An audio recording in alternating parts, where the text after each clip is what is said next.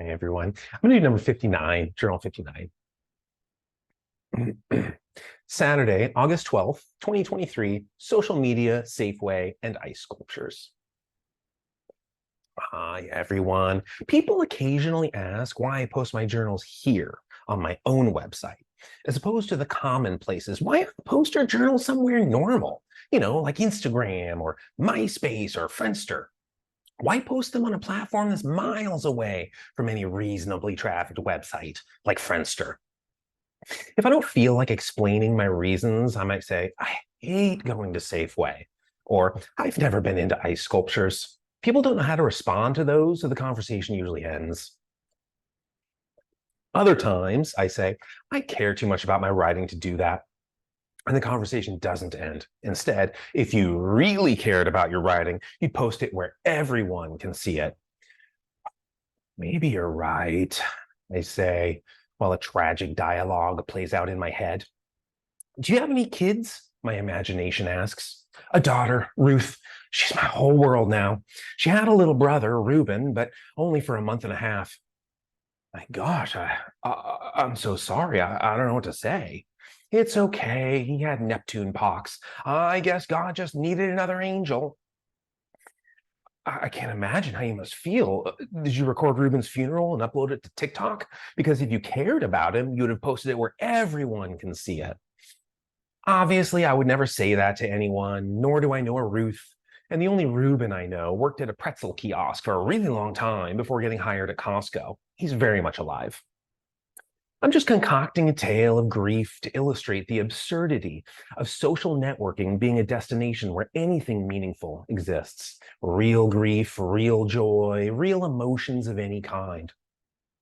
We tend to conceal these from public spaces. We're way too protective of things that are precious to us, like really good rhubarb, for instance. My grandma had a plant that was over 50 years old. Every special occasion of my childhood was celebrated with a rhubarb pie. When I was in college, she gave my mom a cutting.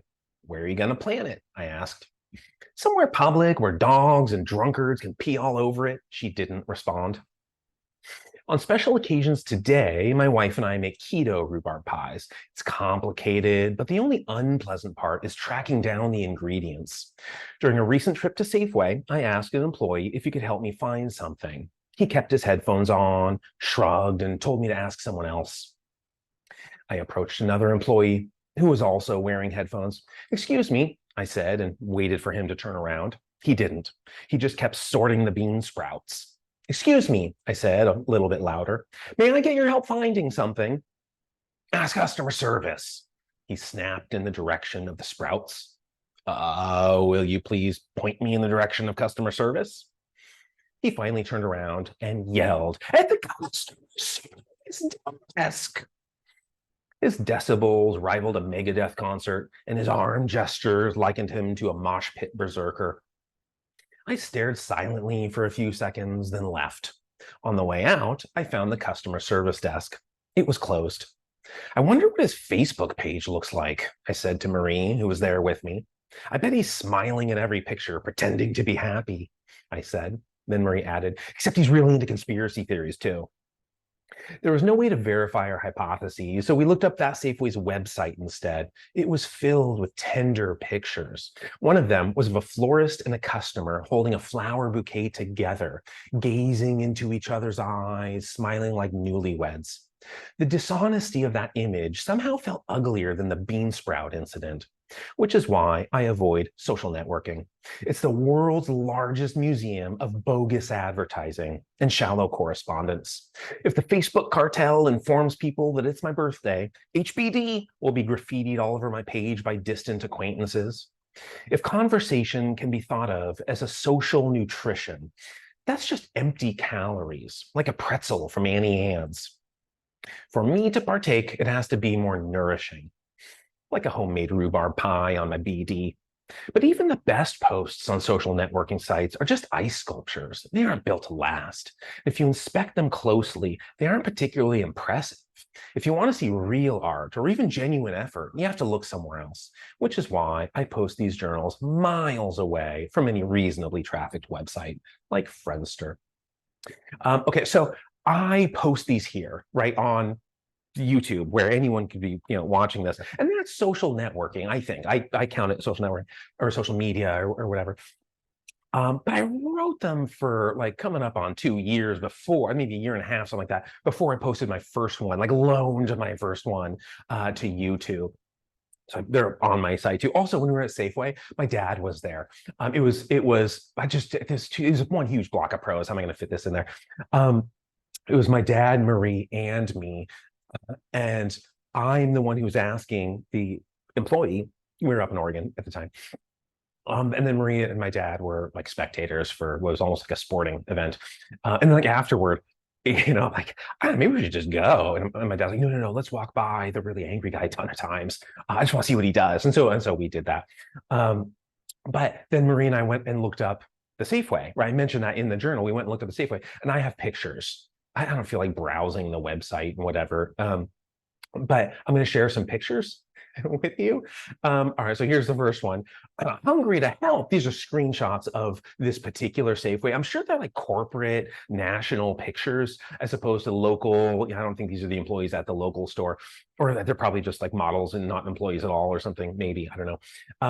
But there's just the idea that there's something misleading. That's why I'm saying hungry to help. Our experts go above and beyond to serve your needs. They're here to make your life easier and sweeter. So there's one of them.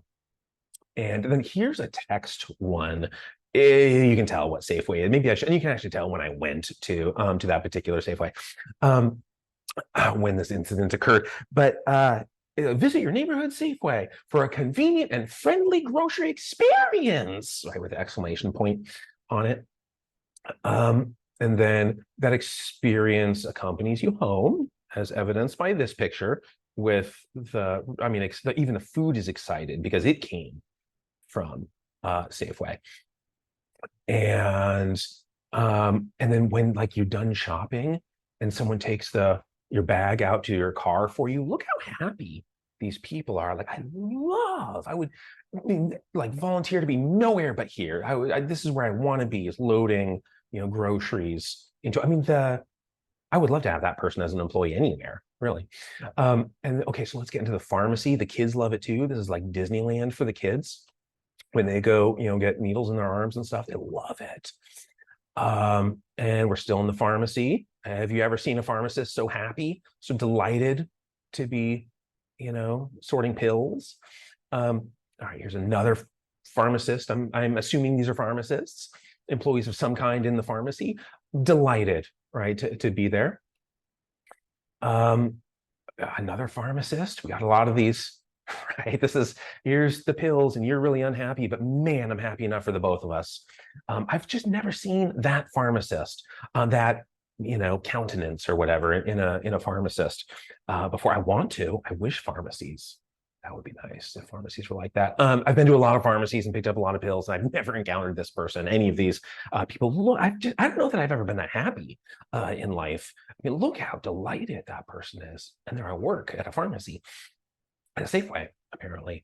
And another one of loading the grocery. These were all on the Safeway webpage. This is why there's so many of them. It's like, oh, every picture is like perfect. Look, again, these people are the happiest wherever you are, whatever your area code is. These are the happiest people in that area code. All of them, every single one of them is so satisfied with life. And then I saved the best for last. Here's the best. The one I wrote about. Look at this picture. They're holding it together, right? They're both simultaneously holding it, which again, even the flowers love it. The flowers are sounding their, horns of glee as they're being held by customer and employee. And so it promises, and really like these pictures, when you visit this website, it promises something close to paradise.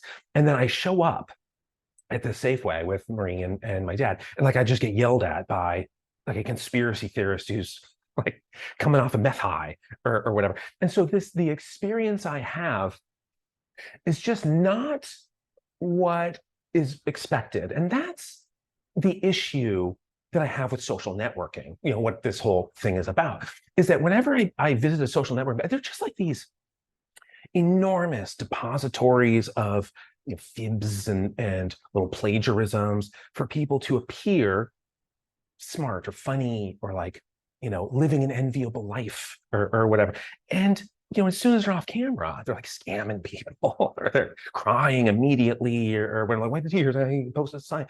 And so it's just like, the happier the post that you see, the sadder the poster. That rule has held up. I had limited observation in my experience, but that rule holds up pretty well. But let me end this one with Dragon Quest. let me talk Dragon Quest 2. I talk about it all the time. I'm going to do it one more time, much more times. So Dragon Quest 2 begins in Maidenhall. It's a castle. It's like you're at home, and everyone's basically happy. Everything is great and you love it. But that's somewhere else in the world, not here, but somewhere else. There's this vile, dark lord wizard named Hargon, and he's making a mess of things. Monsters are everywhere, and so it'd be nice if we could go address the Hargon issue, but things here are really nice and happy. And so then you go on this big epic fantasy journey to destroy Hargon, and it's not actually the last, but Hargon summons Malroth, who's the last boss. It doesn't matter. Hargon is like the big baddie throughout the game that you think of. At the end of the game, you get to Hargon's castle.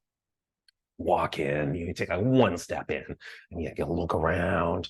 And everywhere you look, it's nice, like the monsters who are all over the place have this like wizardry, put upon them to where it's an illusion and they look like happy townsfolk in this thriving metropolis. It looks exactly like your hometown, Maidenhall. And so you go there like, I'm home, this is great.